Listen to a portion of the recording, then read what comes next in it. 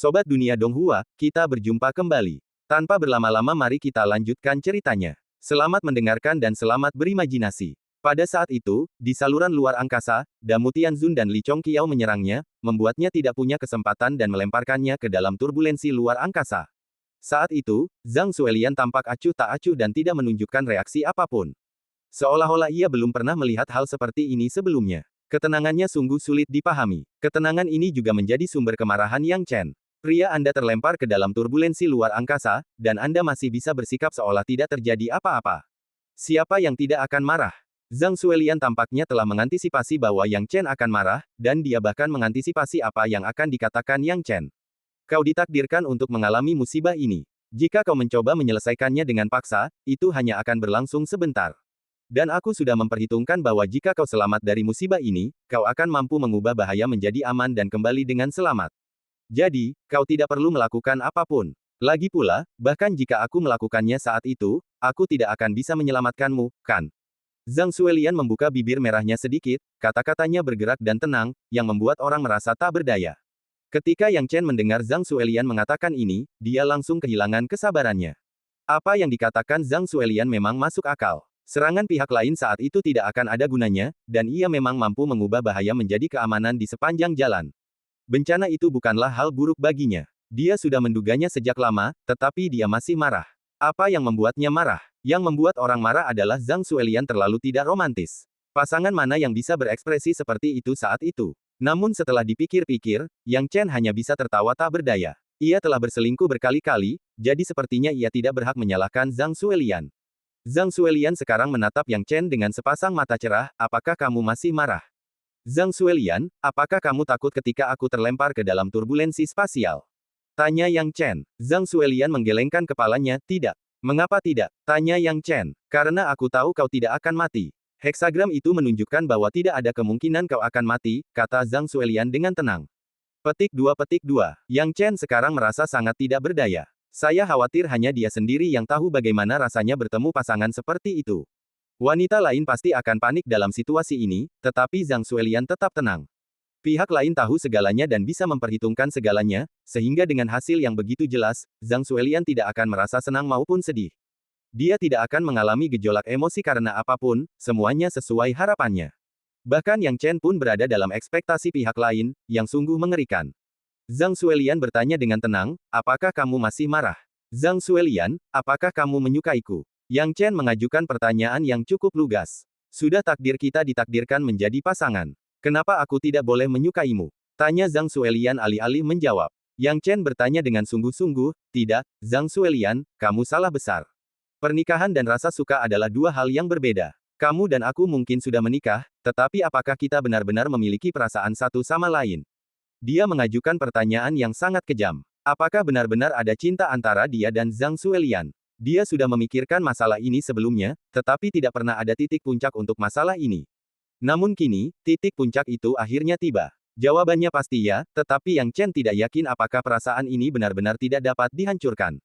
Bagaimana kalau pernikahan tak ada takdirnya? Kau bahkan tak tahu siapa yang akan kau nikahi. Tanya Yang Chen tegas, lalu bagaimana kau akan memperlakukan perasaanmu? Pernahkah kau memikirkan kata perasaan? Menghadapi pertanyaan agresif Yang Chen, Zhang Suelian terdiam. Sepintar apapun dirinya, dia tidak tahu bagaimana menjawab pertanyaan Yang Chen untuk sesaat.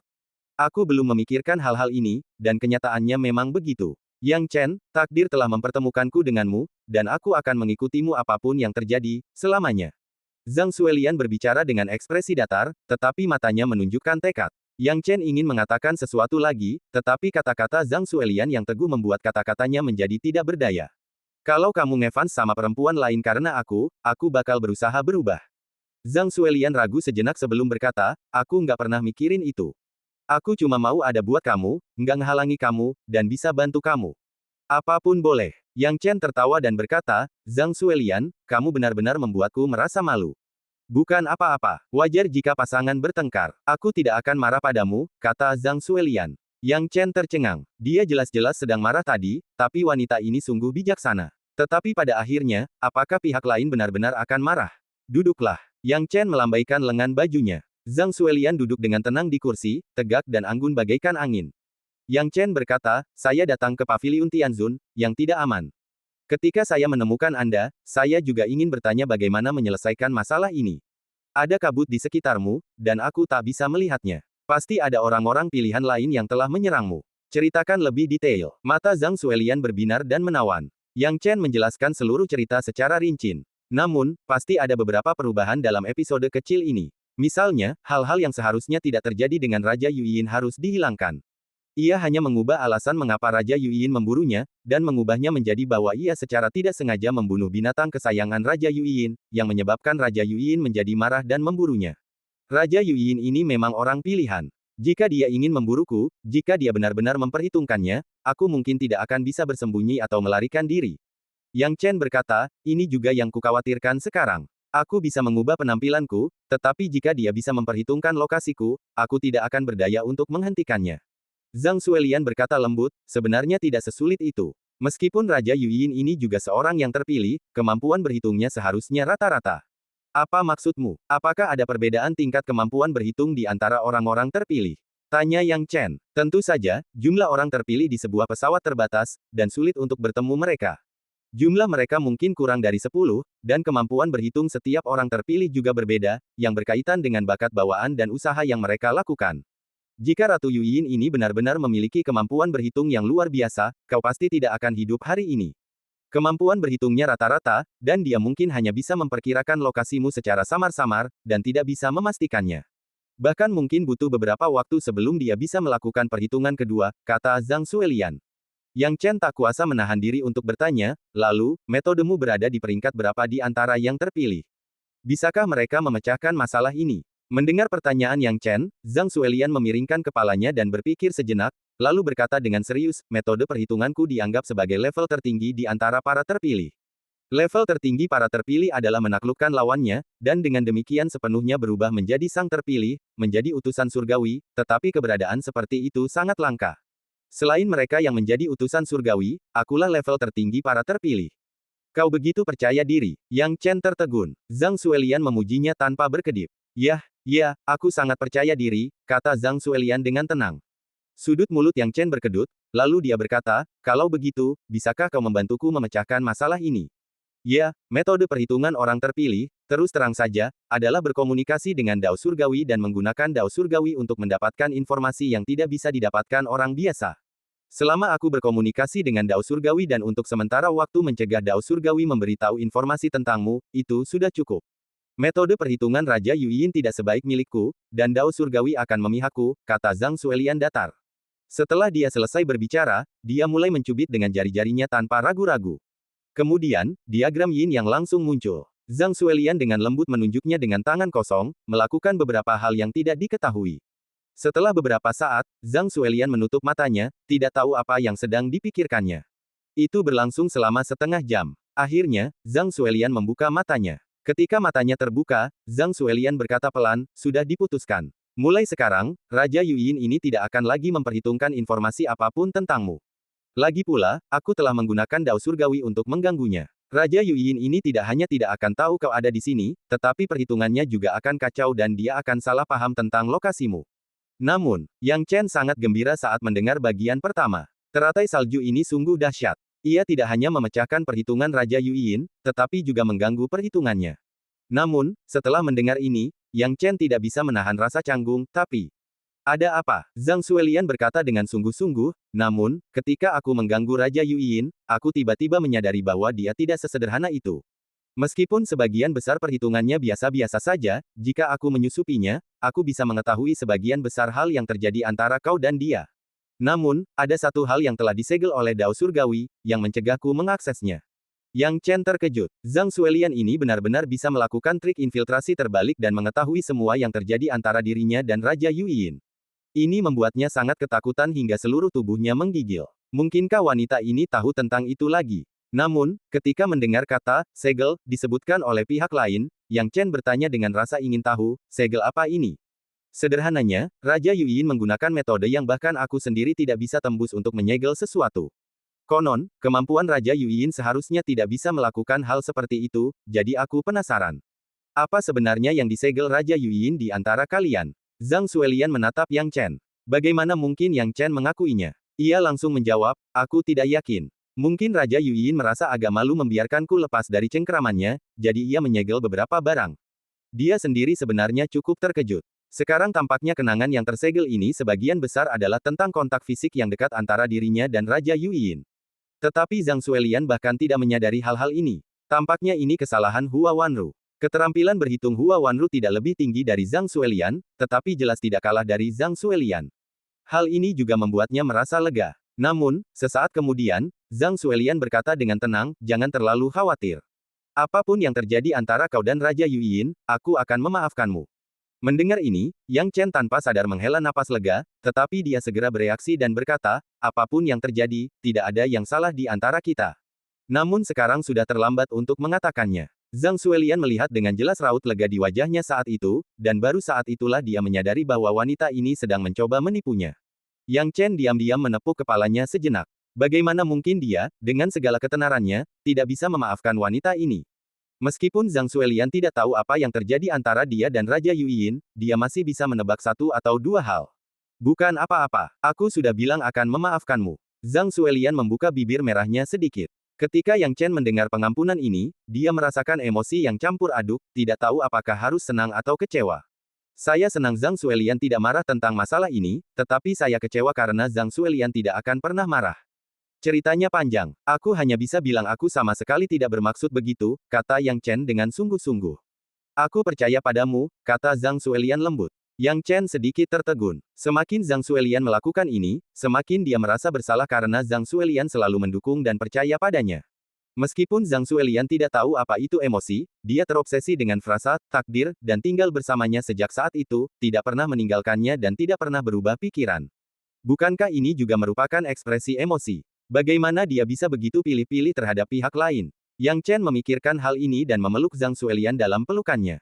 Pada saat yang sama, jauh di area suci Raja Roh, Ratu Yuyin sedang dalam perjalanan menuju paviliun Tianzun. Sambil berjalan, alisnya berkerut, ia menghitung dengan jari, dan sampai pada beberapa kesimpulan. Aku benar-benar membuat kesalahan dalam perhitunganku sebelumnya. Sialan, apa ini karena Hua Wanru ini mengganggu tubuhku? Raja Yuyin murka ketika menyebut Zhang Xuelian. Dia seharusnya tidak bersikap begitu dingin hati dan tidak tergerak oleh emosi, tetapi karena Hua Wanru, dia kehilangan keperawanannya dan mengkhianati kepolosannya.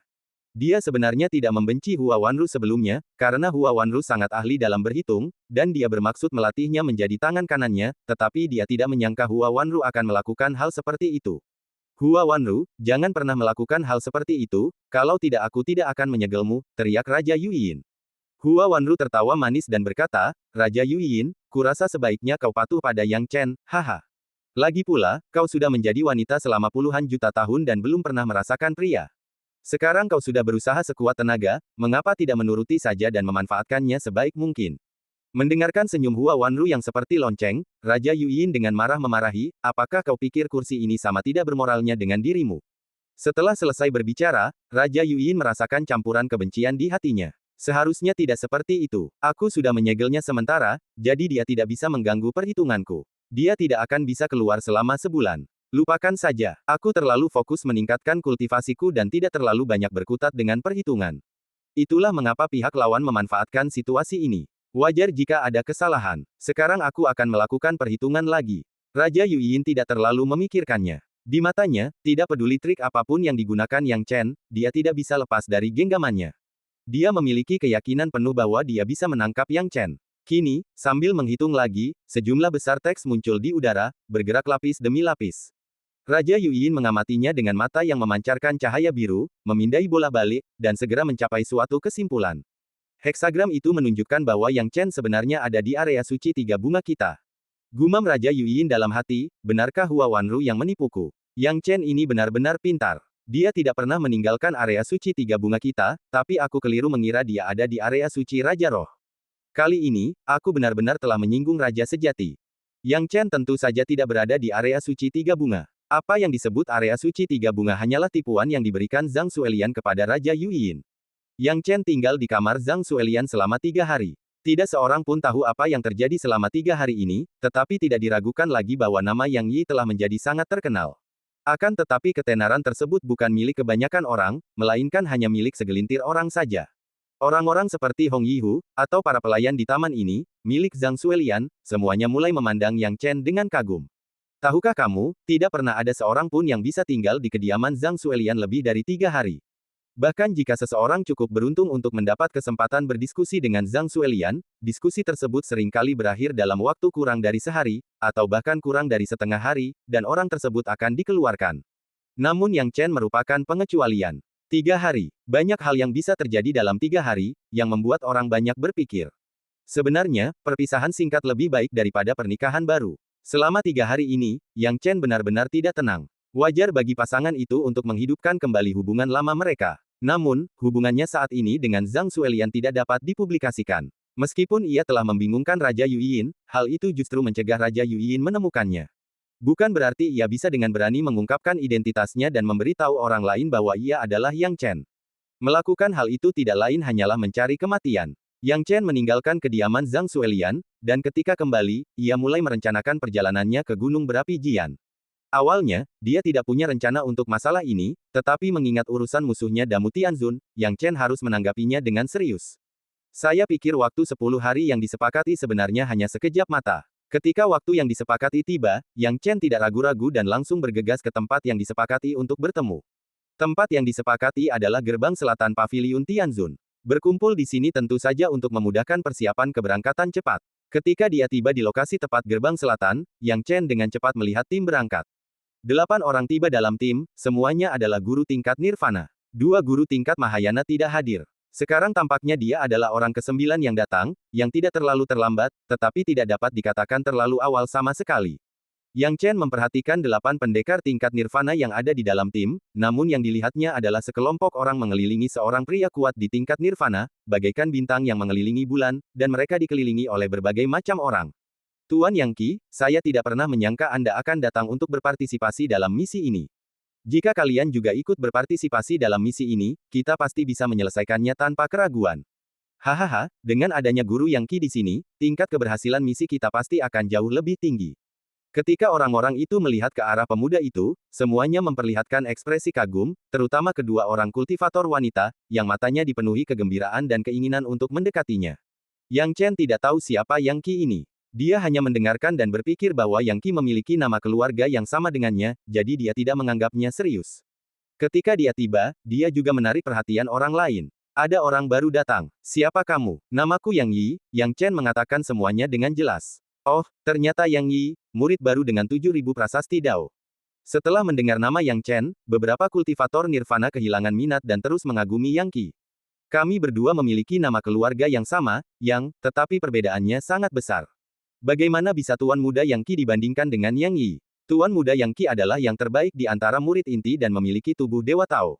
Bagaimana mungkin dia dibandingkan? Beberapa biksu tingkat Nirvana berbisik satu sama lain. Yang Chen mengangkat bahu. Ia tak menyangka 2 orang bermarga sama bisa dibandingkan. Hal ini membuatnya tertawa sekaligus menangis. Namun, tidak disangka-sangka bahwa Yang Qi benar-benar memiliki tubuh Dewa Tao. Orang terakhir ini juga sudah tiba. Seharusnya Lin Changhe. Lin Changhe. Dia punya lebih dari 8.000 prasasti Dao, lumayan, kan? Begitu mendengar nama itu, para biksu tingkat Nirvana itu tidak terlalu tertarik. Di mata mereka, Yang Qi lebih pantas dikagumi. Setelah 10 tetua tingkat Nirvana tiba, rombongan juga mulai menunggu. Lagi pula, jika 2 tetua tingkat Mahayana tidak ada, akan terlalu dini untuk pergi ke Gunung Jian. Tidak butuh waktu lama sebelum kedua sesepuh Mahayana akhirnya tiba. Tianzun Yunxiao dan Tianzun Damulah yang ada di sini. Entah siapa yang mengatakannya, lalu 2 sosok dengan cahaya redup di sekujur tubuh mereka terbang dari kejauhan. Lupakan Yun Xiao Tianzun, Yang Chen tidak mengenalnya, tetapi Damu Tianzun ini, Yang Chen tidak akan pernah melupakannya bahkan dalam mimpinya. Orang yang mendorongnya ke jurang adalah Damu Tianzun ini. Kini menatap Maha Gurun Agung Surgawi ini, mata Yang Chen sedingin es, dan ia berharap bisa segera mencabik-cabiknya. Namun, ia tahu bahwa masalah ini tidak bisa terburu-buru, dan ia harus tetap tenang. Damu Tianzun tidak mudah dibunuh, dan dia tidak boleh terburu-buru melakukan sesuatu sekarang. Ketika Tianzun Damu dan Tianzun Yunxiao tiba, mereka berdua menunjukkan ekspresi arogan. Dibandingkan dengan para biksu tingkat Nirvana ini, mereka memang lebih unggul. Para biksu tingkat Nirvana ini tidak berani bersikap tidak hormat. Menghadapi kedua biksu tingkat Mahayana tersebut, mereka semua langsung membungkuk hormat. Junior memberi penghormatan kepada 2 dewa surgawi. Yang Chen juga menunjukkan rasa hormat yang besar. Dia mengenal Damu Tianzun, tetapi Damu Tianzun tidak tahu siapa dia, jadi dia tidak curiga apapun.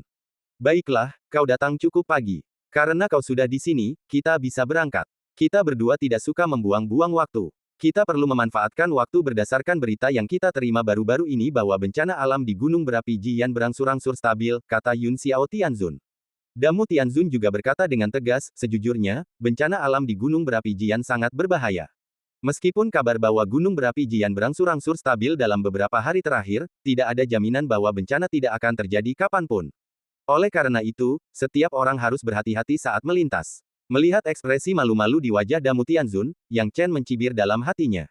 Orang lain mungkin tidak tahu, tapi dia sangat jelas tentang siapa Damu Tianzun ini. Dia mungkin tampak biasa saja di permukaan, tapi dia sangat mampu menusuk orang dari belakang.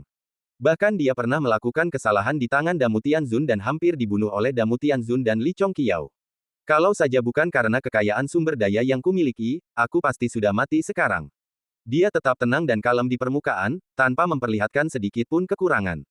Damu Tianzun tentu saja tidak melihat petunjuk apapun. Setelah mengucapkan beberapa patah kata sopan, ia melihat bahwa orang-orang ini menyadari bahayanya, jadi ia tidak mengatakan apa-apa lagi.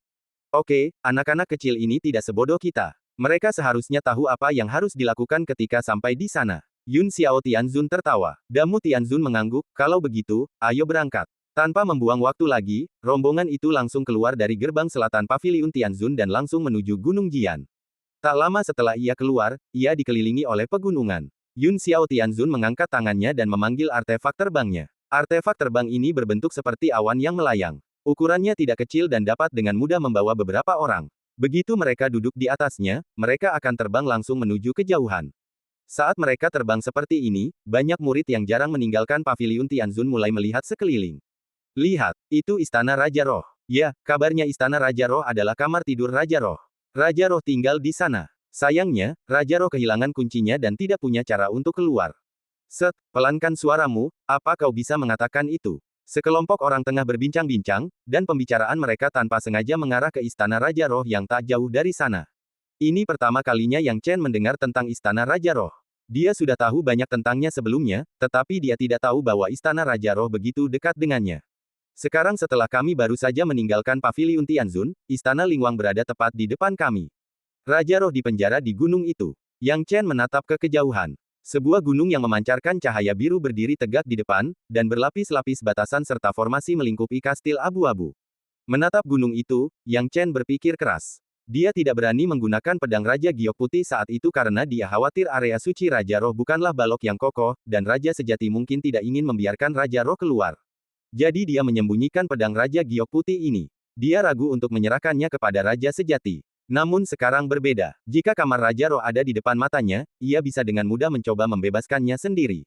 Ini akan membuat Raja Roh berutang budi padanya, dan mungkin ia bisa menggunakannya untuk menyelesaikan masalah Raja Yuyin. Kau tahu, Raja Ling adalah orang nomor satu di seluruh alam selatan. Seharusnya tidak sulit bagi makhluk selevelnya untuk mengalahkan Raja Yuyin. Memikirkan hal ini, Yang Chen mulai mendapat ide. Tentu saja, dia jelas tidak bisa pergi menyelamatkan Raja Roh sekarang. Dia hanya bisa menatapnya. Untuk menyelamatkan orang, dia harus punya ide dan rencana yang jelas. Sayangnya, ketika aku mengintip ke kamar tidur Raja Roh, aku tidak menemukan apapun. Kabut tebal menyelimuti seluruh istana Raja Roh dengan rapat, dan tidak ada yang bisa menembusnya. Dengan cara ini, di bawah bimbingan artefak, semua orang dengan cepat meninggalkan area kamar tidur Raja Jiwa. Yang Chen hanya bisa melepaskan pikiran-pikiran dalam benaknya. Sepanjang jalan, Yang Chen seperti udara, duduk bersila dengan tenang, dan yang lainnya sama sekali tidak peduli padanya. Kebanyakan orang memusatkan perhatian mereka pada Tuan Muda Yang Qi.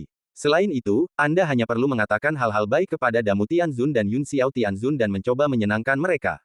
Bagaimanapun, dalam perjalanan menuju Gunung Jian, aku masih harus bergantung pada perawatan mereka berdua. Dibandingkan dengan orang-orang ini, Yang Chen tampak jauh lebih malu. Lagi pula, dia tidak banyak bicara dari awal hingga akhir, apalagi berusaha menyenangkan kedua penguasa surgawi yang berkuasa itu.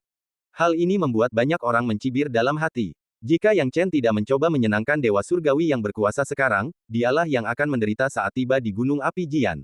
Yang Chen tidak pernah mempertimbangkan apa yang orang lain pikirkan tentangnya. Kini kami telah meninggalkan Paviliun Tianzun dan berjalan sepenuhnya ke pegunungan yang lebih luas. Semakin jauh kami melangkah, semakin panas cuacanya, dan rasanya cuaca telah berubah drastis. Batu-batu di sekelilingnya tampak menyatu dengan api dan terbakar hebat. Lebih jauh lagi, tanah telah retak-retak, dan sejumlah besar lava cair menyembur keluar. Puncak gunung telah berubah menjadi merah menyala. Namun kerumunan itu tidak berhenti. Saat mereka melangkah maju, suhu terus meningkat. Pada tahap awal, semua orang masih bisa menahannya. Lagi pula, sebagai kultivator, mereka memiliki sarana seperti ki sejati dan kekuatan ilahi untuk melindungi tubuh mereka, yang dapat menghindari bahaya suhu ini. Namun, peningkatan suhu tampaknya tidak memiliki batas, sehingga energi sejati dan kekuatan ilahi setiap orang untuk melindungi tubuh mereka menjadi agak sulit ditahan. Beberapa orang sudah berkeringat deras, dan setelah menyeka keringat, mereka mulai berkeringat lagi. Kita belum sampai tujuan. Beberapa biksu di tahap nirvana menjadi cemas. Keadaan ini berlanjut selama lebih dari 10 menit sebelum akhirnya berhenti. Ketika berhenti lagi, suhunya telah mencapai titik yang tak masuk akal. Beberapa biksu tingkat nirvana telah menggunakan kekuatan suci mereka untuk melindungi tubuh mereka, tetapi sia-sia. Mereka bahkan melepaskan prasasti Dao untuk melindungi diri, dan baru setelah itu mereka sedikit meredakan tekanan. Untungnya, kami akhirnya sampai. Namun, gunung berapi yang sangat panas ini jelas lebih panas daripada bagian luarnya, begitu panasnya sampai-sampai membuat orang merasa sedikit pingsan.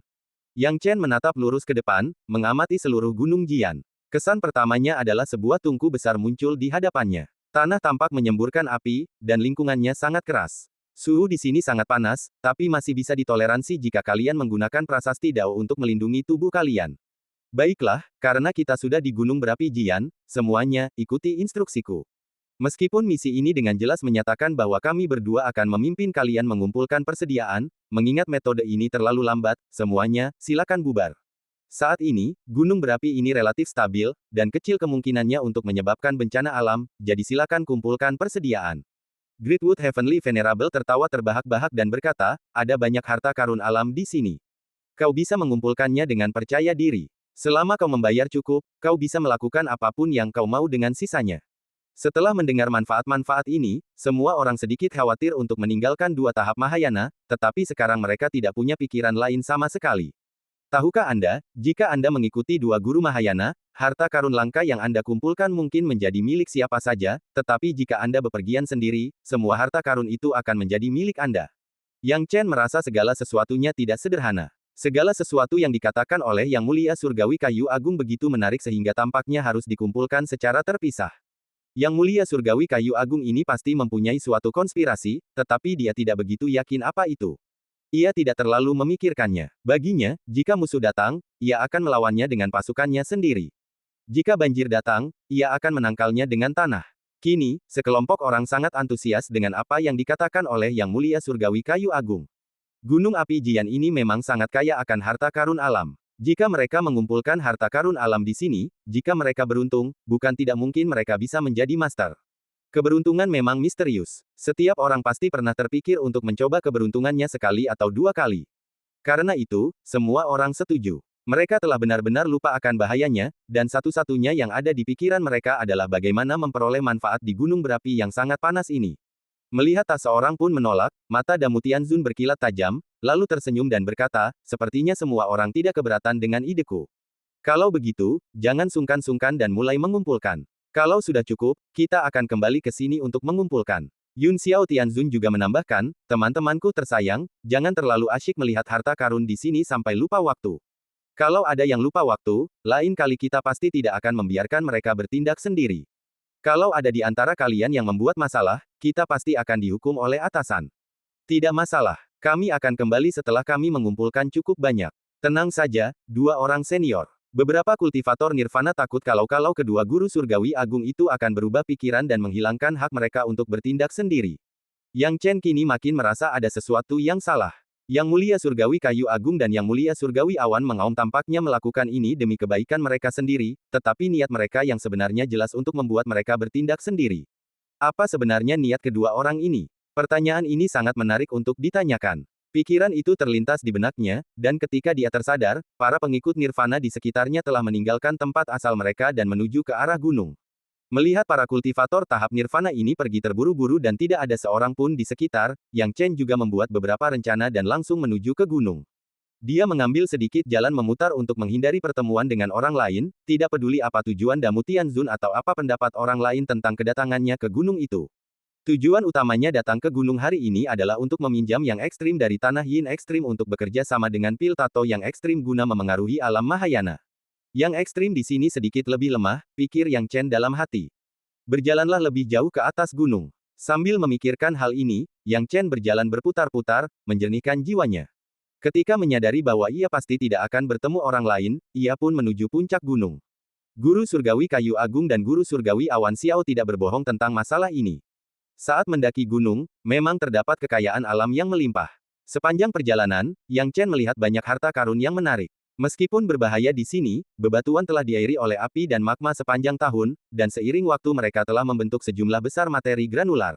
Zat ini disebut saripati api dan merupakan harta karun besar bagi alkimia. Yang Chen juga membuat pil setiap hari, jadi tentu saja dia tidak ingin kehilangan saripati api ini, dan dia juga mengumpulkan beberapa di sepanjang jalan. Selain itu, masih banyak harta karun yang lebih berharga dari esensi api, seperti pasir ular roh, yang merupakan harta karun yang hanya dapat lahir di magma setelah ratusan tahun. Bahkan ada yang lebih langka. Harta karun langka ini biasanya hanya dapat ditemukan di puncak gunung. Tentu saja, demikian pula puncak gunung juga penuh dengan bahaya, dan bahaya yang sangat serius dapat terjadi kapan saja. Namun, nilai harta karun ini juga cukup besar. Setelah Anda mengumpulkannya, Anda mungkin bisa meraup banyak uang dan meraup hadiah besar. Yang Chen bukanlah tipe orang yang melakukan sesuatu yang mengandalkan keberuntungan, tetapi dia tidak menganggap bahaya di puncak gunung terlalu serius. Namun, setelah semua pikiran di kepalanya berlalu, Yang Chen tiba-tiba menyadari sesuatu. Dia tampak acuh tak acuh, tetapi sebenarnya dia sangat memperhatikan lingkungan di sekitarnya dan memperhatikan setiap gerakan di sekitarnya. Kini menoleh ke samping, ada dua mayat tergeletak di sana, dikelilingi magma yang melimpah. Kedua mayat itu terbakar magma dan sulit dibedakan penampilannya. Hanya saripati tulang mereka dari pemurnian tubuh yang menopang tubuh mereka dan tidak terbakar menjadi abu untuk sementara waktu. Ketika melihat ini, Yang Chen berjongkok. Dia mengamati sekelilingnya dengan cermat, lalu membungkuk dan menatap kedua mayat itu. Jika ada yang pernah datang ke gunung berapi-api ekstrim sebelumnya, mereka pasti sudah terbakar menjadi abu. Kedua orang ini jelas datang ke nirwana bersamaku. Meski mereka terbakar tak dapat dikenali lagi, ia masih dapat menilai identitas kedua orang itu dari pakaian, bentuk tubuh, hembusan napas tipis, dan cara-cara lainnya. Itu Tuan Muda Yang Qi. Yang Chen berbisik. Meskipun agak tidak dapat dipercaya, dilihat dari aura dan sisa-sisa prasasti Dao pada pria ini, itu memang Yang Qi. Lagi pula, di antara 10 orang yang telah mencapai nirvana, selain dia, Yang Qi adalah satu-satunya yang memiliki puluhan ribu prasasti Dao. Yang satunya lagi kultivator perempuan. Aku tidak tahu seberapa kuat kedua kultivator perempuan yang datang bersamaku, jadi aku tidak tahu yang mana. Tapi itu tidak masalah. Yang Chen mengerutkan kening. Hal ini masuk akal. Wajar bagi Tuan Muda Yang Qi untuk ditemani wanita. Ketika mereka datang, kedua kultivator wanita itu mengagumi dan menghormati Yang Qi, dan berpikir bahwa mengikutinya akan sangat aman. Namun, siapa sangka bahwa mengikuti Yang Qi tidak hanya tidak akan membawa mereka pada keselamatan, tetapi juga akan mengorbankan nyawa mereka. Aneh sekali. Dilihat dari kondisi permukaan, keduanya tampaknya mati di tangan magma dari letusan gunung berapi. Magma gunung berapi yang sangat panas ini berbeda dengan magma di tempat lain. Setelah meletus, mereka yang terkena akan kesulitan melawannya dengan kekuatan dewa atau prasasti Tao. Bila tidak hati-hati, wajar saja jika seorang ahli tingkat nirvana akan terbakar sampai mati. Namun, magma sekuat itu hanya dapat ditemukan di puncak gunung, tetapi puncak gunung belum menyebabkan bencana magma. Kalaupun ada, kedua orang itu pasti sudah terbakar menjadi abu. Bagaimana mungkin ada jasad? Perjalanan ke gunung berapi Jian ini tidak sesederhana itu. Yang Chen mengelus dagunya. Apakah ini buatan manusia, atau memang disebabkan oleh bencana alam? Jika itu buatan manusia, apa yang coba dilakukan orang-orang ini? Yang Chen tiba-tiba menangkap poin penting. Tas penyimpanan. Ya, ini penting. Meskipun magma membakar dengan kekuatan yang luar biasa, itu tidak cukup untuk membakar kantong penyimpanan. Kantong penyimpanan itu terbuat dari bahan yang sangat istimewa. Sekalipun tubuh ahli tingkat nirvana itu hancur total, kantong penyimpanan itu akan tetap utuh. Sekarang Yang Chen melihat lebih dekat. Tas penyimpanannya memang hilang. Yang Chen menyipitkan matanya. Tanpa tas penyimpanan, semuanya tampak lebih jelas. Dia tidak tinggal lama. Setelah melihat kedua mayat itu, dia pergi. Tidak seperti sebelumnya, dia sedikit lebih berhati-hati. Dan begitulah, waktu berlalu begitu cepat. Dia semakin dekat ke puncak gunung berapi Jian. Aku merasa energi yang luar biasa di sini hampir melimpah, pikir Yang Chen dalam hati. Tetapi dapat dilihat bahwa ada lingkungan yang lebih baik dan dia dapat melangkah lebih jauh ke atas. Belum sampai di puncak gunung, Yang Chen tidak ragu lagi. Demi hasil yang lebih baik, ia memilih untuk bergegas ke puncak gunung. Akhirnya, setelah sekitar setengah batang dupa waktu, Yang Chen tidak dapat menggunakan dao waktu dan ruang, jadi dia hanya bisa mengandalkan kakinya, langkah demi langkah, untuk mencapai puncak gunung. Saat mencapai puncak gunung, Yang Chen melihat warna langit telah berubah. Di bawah pengaruh gunung berapi ini, warna langit berubah menjadi merah, seolah-olah ada api yang membakar di langit, membuat orang-orang merasakan panas yang luar biasa. Bahkan Yang Chen harus menggunakan kekuatan sucinya untuk melindungi tubuhnya, jika tidak, efek pembakaran yang kuat akan menyebabkan beberapa luka bakar di tubuhnya. Ini puncak gunung, bisik Yang Chen. Kemudian ia melihat ke bawah dan melihat kawah gunung berapi. Sejumlah besar magma kering berada di dalamnya, yang untuk sementara tertidur lelap. Sepertinya Tianzun Damu dan Tianzun Yunxiao tidak berbohong. Gunung Jian baru saja meletus. Bencana alam tidak akan terjadi untuk sementara waktu. Akan tetapi, tepat saat dia memikirkan hal ini, tiba-tiba, hembusan angin panas yang kuat menerpa dari jauh. Ketika angin panas datang, tiba-tiba terlihat dua biksu berusaha melarikan diri. Kedua biksu ini, satu laki-laki dan satu perempuan, tampak tidak tua maupun muda. Mereka adalah biksu tingkat nirvana yang datang bersama Yang Chen. Di belakang kedua biksu tingkat nirvana ini, magma yang sangat besar mengalir deras. Magma yang sangat besar ini bagaikan lautan, sungguh menakjubkan untuk dilihat.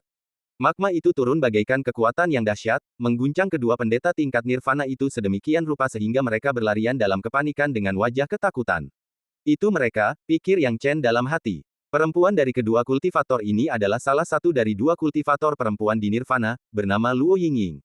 Pria di sebelahnya mungkin adalah murid tingkat nirvana terkuat selain Yang Qi, bernama Murong Liefeng. Ia juga memiliki lebih dari 10.000 prasasti Dao di tubuhnya, tetapi masih kurang dari Yang Qi. Namun, Murong Liefeng tidak memiliki tubuh ilahi Daois. Namun demikian, tidak menjadi masalah untuk memiliki dua orang kultivator wanita yang bergantung padanya dan mengandalkannya untuk perlindungan. Namun sayang, kedua kultivator wanita ini tampaknya bernasib buruk. Yang mengikuti Yang Qi sudah meninggal. Kini orang yang mendampingi Murong Liefeng tengah tertimpa musibah karena tertimpa musibah bencana alam. Hal ini membuat Yang Chen diam-diam menggelengkan kepalanya. Dia tidak bisa ikut campur dalam masalah ini. Lagi pula, dia hanyalah murid biasa. Namun siapa sangka kedua orang yang tidak ada sangkut pautnya dengan dia itu melihatnya dan malah berlari menghampirinya. Pupil mata Yang Chen mengecil. Awalnya dia tidak tahu tujuan kedua orang ini, tetapi dia meliriknya sekilas. Saat kedua lelaki itu bergegas mendekat, bencana alam dan malapetaka pun menerjang ke arahnya. Lautan magma ini benar-benar mengikutiku. Ekspresi Yang Chen berubah dingin. Kedua orang ini pasti tahu semua ini, dan sekarang mereka datang ke arahnya, jelas bermaksud menyeretnya ke dalam air. Keduanya benar-benar kejam. Yang Chen menggertakkan giginya, hatinya terasa sangat dingin. Murong Liefeng dan Luo Yingying memang berusaha menyeret Yang Chen ke dalam air. Jika mereka beruntung, Yang Chen masih muda dan belum berpengalaman, jadi mungkin mereka bisa mengandalkan Yang Chen untuk mengulur waktu. Reaksi Yang Chen masih sangat cepat. Melihat kedua orang ini sedang merencanakan bencana alam dan malapetaka, ia segera berbalik dan melarikan diri. Namun siapakah yang menyangka bahwa musibah alam ini datang dengan kecepatan yang demikian dahsyatnya, memburu ketiga orang itu dengan kecepatan kilat. Yang terpenting, bencana alam ini tampaknya memiliki kecerdasan. Sekalipun mereka mengubah arah, mereka akan tetap tersapu dengan cepat. Sungguh luar biasa. Hati Yang Chen juga menjadi berat. Kecepatannya saat ini setara dengan Luo Yingying dan Murong Liefeng. Jika ia tidak menggunakan dao ruang dan waktu, kecuali mengandalkan tiga transformasi guntur, kecepatannya tidak berbeda dengan kultivator tahap nirvana biasa. Kalau begitu, gunakan saja transformasi guntur 3. Namun, saat dia hendak menggunakan transformasi ketiga guntur, tiba-tiba aliran magma panas meletus lagi di hadapannya. Lautan magma yang sama muncul entah dari mana dan menghalangi jalan mereka. Hal ini membuat ekspresi Yang Chen menyempit. Luo Yingying dan Murong Liefeng juga ketakutan sampai kehilangan keperawanan mereka. Saudara Liefeng, apa yang harus saya lakukan? Anda harus melindungi saya, melindungi saya. Luo Yingying menangis panik, saya belum ingin mati. Melihat Luo Yingying menangis dan bersembunyi di belakangnya, Murong Liefeng sangat marah. Ia berkata dengan marah, dasar tak berguna, aku akan melindungimu, tapi siapa yang akan melindungiku? Mereka sudah ketakutan setengah mati. Jangan salahkan mereka. Awalnya mereka punya harapan untuk lolos ke depan, tetapi siapa sangka kedua aliran lava ini akan mengepung mereka. Itu hanya kehendak Tuhan untuk membunuh mereka. Ya Tuhan, apakah engkau benar-benar ingin aku, Murong Liefeng, mati? Geram Murong Liefeng. Yang Chen mencibir, apa maksudmu Tuhan menginginkanmu, Murong Liefeng, mati? Orang yang ingin Anda mati jelas melakukannya dengan sengaja. Memikirkan hal ini, Yang Chen mencibir. Ia kini mengerti. Sejak awal, lautan magma ini tampak memiliki mata dan kecerdasan. Sungguh luar biasa cerdas. Kemanapun mereka pergi, lautan magma ini akan mengikuti. Yang lebih mengerikan lagi sekarang adalah lautan magma ini bisa terbagi menjadi dua kekuatan untuk mengepung mereka. Apakah bencana alam telah menjadi iblis? Bagaimana mungkin? Ini pasti buatan manusia. Namun, melihat kemunculan Murong Liefeng dan Luo Yingying, Yang Chen kehilangan harapan. Kini, tampaknya mustahil bagi mereka untuk membalikkan keadaan. Mereka benar-benar ketakutan dengan bencana alam ini. Tampaknya dia harus menunjukkan sebagian kekuatannya. Lautan magma raksasa ini tiba-tiba menyembur ke arah mereka bertiga. Yang Chen mengerang dan langsung menamparnya dengan telapak tangannya. Tangan lonceng emas besar. Ketika tangan ini menepuk, pohon palem lonceng emas bersiul. Setelah ditampar, sejumlah besar lautan magma runtuh lapis demi lapis, dan celah lengkap terbuka. Adegan ini membuat Murong Liefeng dan Luo Yingying tercengang. Yang Chen, bagaimana Yang Chen melakukannya? Mereka baru saja mencoba melawan lautan magma ini, tetapi tidak ada satupun dari mereka yang memiliki cara sekuat Yang Chen, yang secara langsung menciptakan celah di lautan magma. Namun, tepat saat mereka menyalakan sedikit harapan, lautan magma dengan cepat pulih kembali dan menjadi utuh. Melihat ini, Yang Chen mencibir, aku mengerti. Bencana alam itu palsu. Pasti semacam artefak yang bisa meletuskan magma. Bencana alam bisa menyembuhkan diri sendiri. Bagaimana mungkin? Siapa kau, Tuan? Kau menyembunyikan diri. Apa kau benar-benar berpikir orang lain tidak bisa melihatmu? Cepat tunjukkan dirimu. Kata-kata Yang Chen mengejutkan Murong Liefeng dan Luo Yingying. Mereka tidak tahu apa yang sedang terjadi. Apakah ada orang lain di sekitar? Kata-kata Yang Chen jelas membuat lautan magma berhenti. Namun, jeda ini hanya sesaat. Seketika, tidak ada seorang pun yang muncul, dan lautan magma terus menyerbu ke arah Yang Chen dan dua orang lainnya. Ekspresi Yang Chen berubah dingin, dan dia mencibir. Tidak keluar, lalu aku akan memukulmu sampai kau keluar. Karena dia dipaksa menunjukkan kekuatannya hari ini, karakter yang bersembunyi dalam kegelapan tidak akan mempunyai kesempatan untuk melarikan diri. Yang Chen memandangi lautan magma, melambaikan lengan bajunya, dan segera mengambil sebuah foto. Foto ini adalah peta penghancuran gunung dan sungai, yang sudah lama tidak ia gunakan. Meskipun peta penghancuran gunung dan sungai jarang digunakan, bukan berarti Yang Chen telah melupakan pihak lain. Tidak hanya itu, energi abadi dalam peta kehancuran gunung dan sungai telah membantu Yang Chen memahami makna Tao dan mempercepat praktik prasasti Tao, dan Yang Chen telah menikmatinya sepanjang waktu. Akan tetapi, seiring bertambahnya kekuatannya, peta penghancuran gunung dan sungai tampaknya tidak lagi berguna. Namun ini tidak berarti bahwa peta kehancuran gunung dan sungai tidak ada gunanya sama sekali. Seperti sekarang, Yang Chen langsung memanggil diagram penghancuran gunung dan sungai, dan sejumlah besar magma tiba-tiba menyapu dan menghantam diagram penghancuran gunung dan sungai. Diagram penghancuran gunung dan sungai bagaikan mulut raksasa yang menelan seluruh lautan magma dengan suara gemericik. Lautan magma mengamuk bagai samudera sesaat, tetapi sesaat kemudian, ia sepenuhnya terserap oleh diagram penghancuran gunung dan sungai. Ketika kejadian ini terjadi, baik Murong Liefeng maupun Luo Yingying menelan ludah mereka dan mata mereka terbelalak kaget. Luo Yingying tanpa sadar menjauh sedikit dari Murong Liefeng. Ia selalu merasa bahwa dahan tinggi yang ia pegang itu salah. Orang di depannya tampak tidak dikenal, tetapi ia jauh lebih baik daripada Murong Liefeng. Luo Yingying sudah memikirkan cara untuk menyenangkan Yang Chen. Namun apakah itu akhir? Tentu saja tidak. Setelah menyerap sejumlah besar lautan magma menggunakan diagram penghancuran gunung dan sungai, Yang Chen mengangkat matanya dan menatap lurus ke dalam kehampaan. Karena kamu tidak mau keluar, biar aku yang mengundangmu keluar, teriak Yang Chen dengan keras. Setelah selesai berbicara, ia segera menggunakan peta penghancuran gunung dan sungai untuk melepaskannya kembali. Lautan magma segera berubah menjadi kekuatannya, menyapu menuju kehampaan. Serangan mendadak seperti itu menyebabkan fluktuasi di udara, dan bayangan hitam tiba-tiba muncul. Bayangan hitam itu melompat 3 kali berturut-turut, tetapi tak mampu menghindari kejaran magma Yang Chen. Tak berdaya, ia hanya bisa berhenti dan menamparkan dengan satu telapak tangan. Prasasti Dao menyebar, dan aura yang mencengangkan terpancar. Lautan magma tak mampu bertahan dan hancur hanya dengan satu hantaman. Dan penampilan orang ini juga muncul di hadapan Yang Chen dan dua orang lainnya pada saat yang sama. Ketika mereka melihat penampilan orang ini, Yang Chen dan dua orang lainnya semuanya terkejut. Karena orang ini tidak lain adalah Sang Maha Guru Langit Kayu yang sebelumnya telah, dengan baik hati menasihati, setiap orang agar berhati-hati.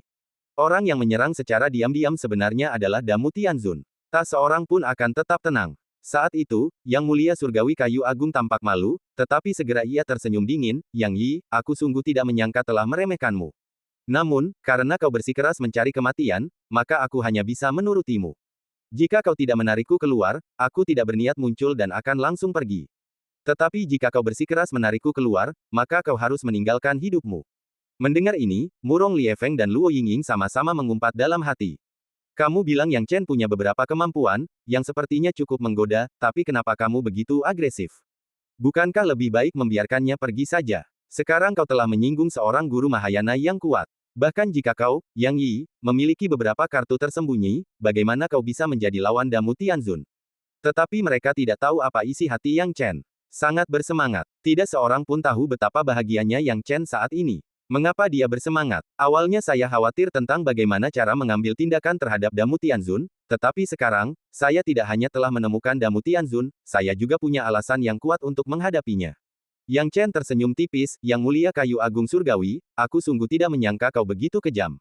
Awalnya, kau sengaja memisahkan kami untuk mencari harta surga dan bumi, hanya untuk memancing kami keluar agar kau bisa menyerang kami. Dalam hal ini, kau juga membunuh Yang Qi.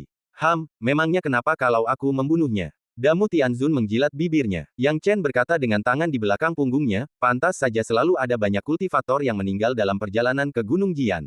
Semua orang mengira mereka meninggal di Gunung Jian, tetapi mereka tidak menyangka kaulah pelakunya. Damu Tianzun, apa maksudmu melakukan ini? Apa artinya? Damu Tianzun terkekeh aneh dan berkata, hahaha, tak masalah kalau kukatakan, lagi pula kalian bertiga akan segera mati. Tapi kenapa aku harus mengatakannya? Oke, cukup omong kosongnya, kalian bertiga bisa mati sekarang. Setelah selesai berbicara, Damu Tianzun segera bergerak dan menekan ke arah Yang Chen dengan ganas. Yang Chen nampaknya paling sulit dihadapi, jadi wajar saja jika mereka harus menghadapi Yang Chen terlebih dahulu. Melihat Damu Tianzun menyerangnya, ekspresi Yang Chen tidak serius atau panik sama sekali, melainkan tenang dan kalem. Baginya, Damu Tianzun sudah menjadi orang mati. Baginya, tingkat Mahayana dengan 20.000 prasasti Dao hanyalah hasil dari kejatuhannya. Maha Guru Surgawi Kayu Agung ini jelas masih jauh dari mencapai tingkat 20.000 prasasti Dao, dan hanya berada di tingkat lebih dari 9.000. Ini bukan kesalahan Damu Tianzun, karena tingkat prasasti Dao-nya rendah. Jika benar-benar terlalu tinggi, bahkan jika Anda tidak pergi ke medan perang, Anda akan dikirim ke medan perang. Tahap Mahayana dengan lebih dari 9.000 prasasti Dao mungkin menyulitkan bagi Murong Li Feng dan Luo Yingying untuk mengatasinya, tetapi jelas mustahil memaksa Yang Chen untuk melakukannya karena ia tidak mampu melakukannya. Alam bumi. Saat Yang Chen menyaksikan serangan pihak lain, alam bumi segera terpancar darinya. Ketika daerah itu meluas, Tuan Hutan Agung yang tengah tertawa terbahak-bahak, tiba-tiba pupil matanya mengecil. Dia benar-benar merasa seolah-olah terjebak dalam rawa dan sama sekali tidak dapat bergerak. Tidak, Damu Tianzun menjadi bingung. Hasil seperti itu membuat Murong Li Feng dan Luo Yingying yang awalnya mengira semuanya sudah berakhir, membuka mata lebar-lebar. Yang Chen menatap Damu Tianzun dengan sepasang mata, ekspresinya dipenuhi dengan niat membunuh. Kau, siapa kau sebenarnya? Damu Tianzun berusaha sekuat tenaga, tetapi tetap tidak bisa bergerak. Ia sangat panik. Karena kamu ingin tahu, aku akan memberitahumu. Kata-kata Yang Chen tersampaikan ke dalam pikiran Damu Tianzun. Saya, pupil mata Damu Tianzun mengecil, seolah-olah ia telah menemukan sesuatu yang mustahil. Kulit kepalanya mati rasa karena terkejut, mustahil, sama sekali mustahil, bagaimana mungkin kau?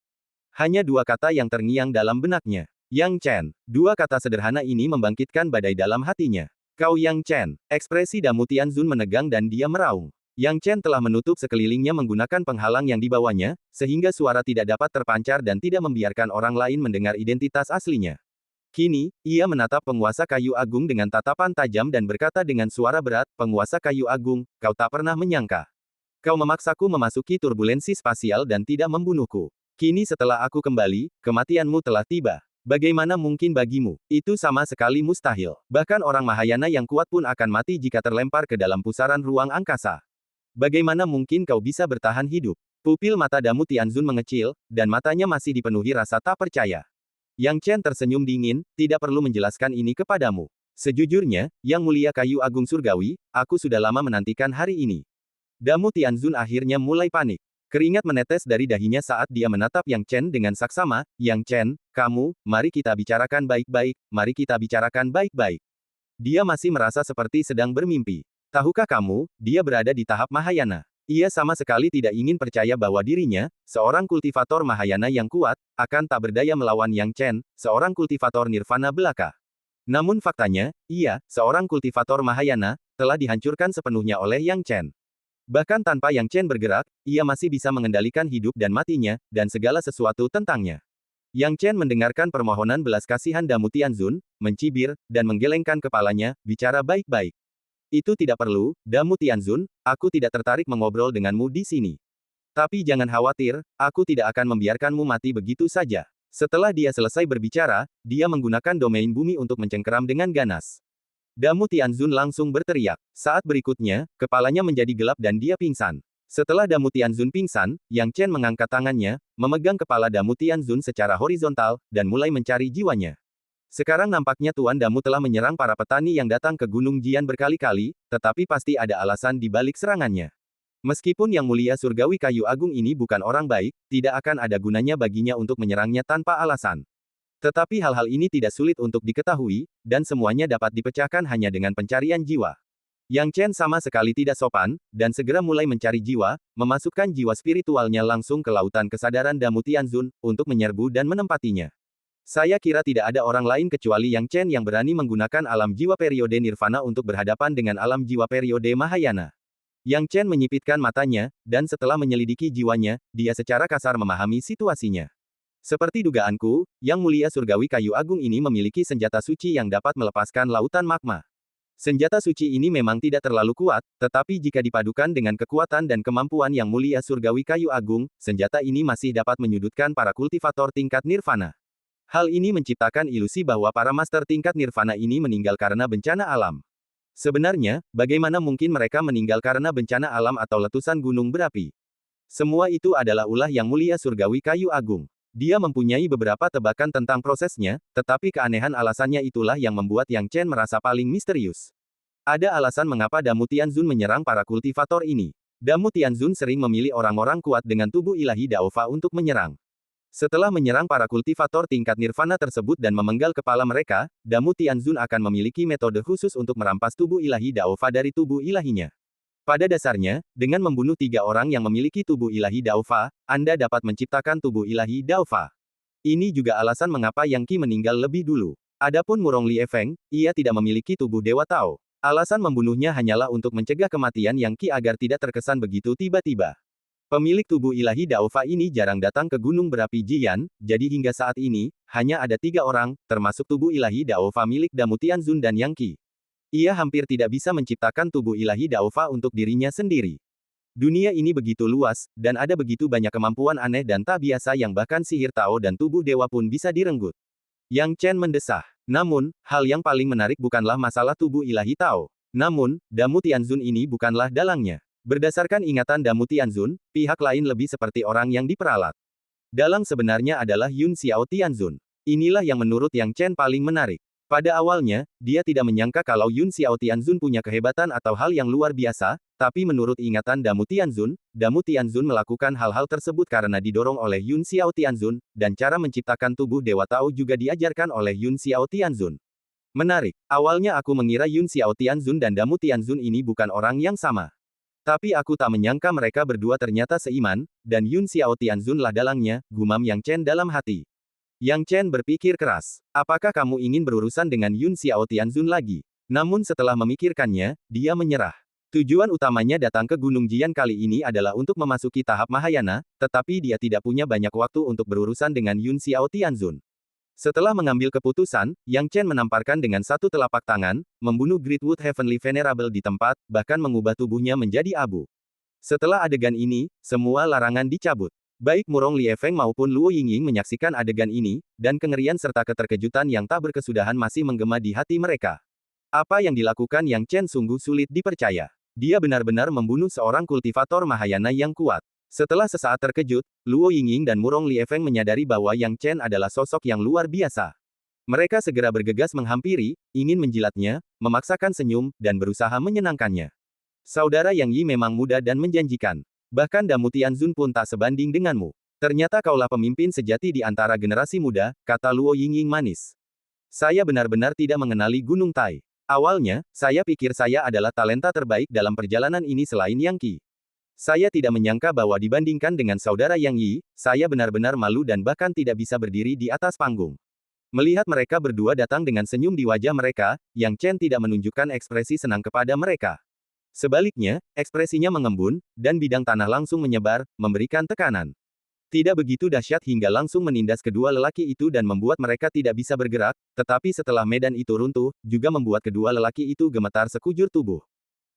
Saudara Yang Yi, apa maksudmu? Keduanya sedikit takut. Mereka ingin menyenangkan Yang Chen, tetapi Yang Chen tiba-tiba berbicara dengan dingin kepada mereka. Dan cerita pun berakhir, nantikan cerita selanjutnya. Terima kasih telah mendengarkan.